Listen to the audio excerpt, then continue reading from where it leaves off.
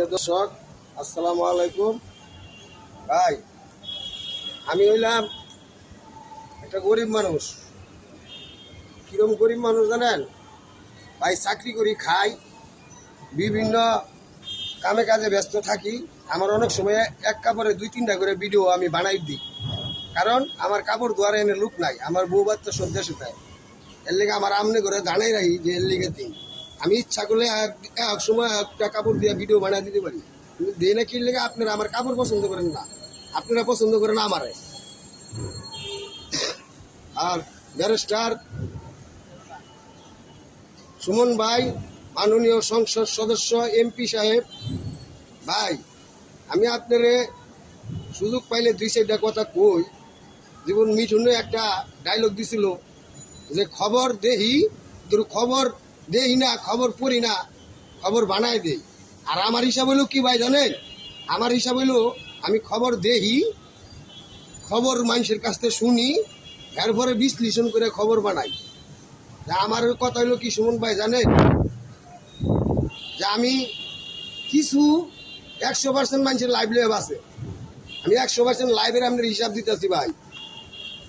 20% গেছে আমার অভাবে আর স্বভাবে লাইভ, 20% থিয়েছি ভান্ডার শরীর, আর 40% গেছে গা হাড়িস টুকে।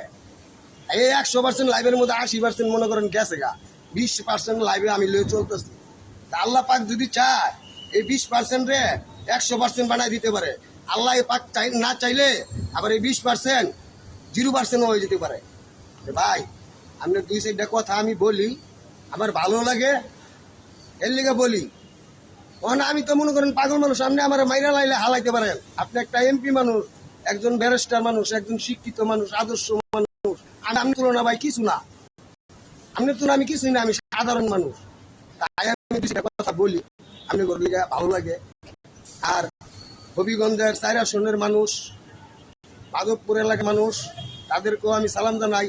ভাই, আপনারা হের পাশে আছেন, হের খেদমত পাইতেছেন, আর আমি খেদমত চাই না, আমি হের ভালো লাগে।